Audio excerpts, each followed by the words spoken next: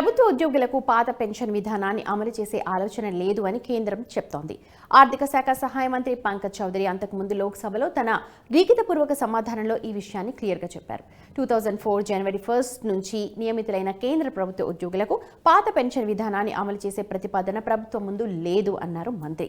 ఇక 5 రాష్ట్రాలు పాత పెన్షన్ విధానాన్ని అమలు చేస్తున్న నేపథ్యంలో కేంద్ర ప్రభుత్వానికి పాత పెన్షన్ విధానాన్ని అమలు చేసే అవకాశంపై లోక్సభలో ఓ ప్రశ్న అడిగారు. అయితే ఈ అవకాశం ప్రభుత్వ పరిశీలనలో లేదు అని ఇప్పుడు స్పష్టమైంది. దీంతో పాటు ప్రభుత్వ ఉద్యోగులకు కొత్త పెన్షన్ పథకం నేషనల్ పెన్షన్ సిస్టమ్ కొనసాగుతోంది. అయితే ఎన్పీఎస్ పై అనేక అభ్యంతరాలు వ్యక్తమవుతున్న నేపథ్యంలో సమస్యలను గుర్తించి వాటిని పరిష్కారం కనుగొనేందుకు ఓ కమిటీని ఏర్పాటు చేశారు. కేంద్ర ఆర్థిక శాఖ కార్యదర్శి టీవీ సోమనాథన్ ఈ కమిటీకి నేతృత్వం వహిస్తున్నారు. ఇక పాత పెన్షన్ స్కీమ్, కొత్త పెన్షన్ స్కీమ్ మధ్య తేడా ఏంటో చూద్దాం. పాత పెన్షన్ పథకం అంటే ఓపీఎస్ కింద ప్రభుత్వ ఉద్యోగి పదవీ విరమణ చేసినప్పుడు వారి చివరి జీతంలో 50% నెలవారీ పెన్షన్గా ఇస్తారు. సర్వీస్లో ఉన్నప్పుడు ఉద్యోగి జీతం నుంచి పెన్షన్కు కోత విధించలేదు.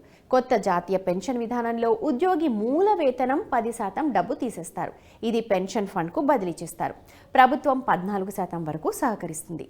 ఈ సొమ్ముని ప్రభుత్వ బాండ్లలో ఇన్వెస్ట్ చేస్తారు. అయితే పెన్షన్ డబ్బు నిర్దిష్టంగా లేదు. పెట్టుబడి నుంచి వచ్చే రాబడిపై పెన్షన్ మొత్తం నిర్ణయిస్తారు.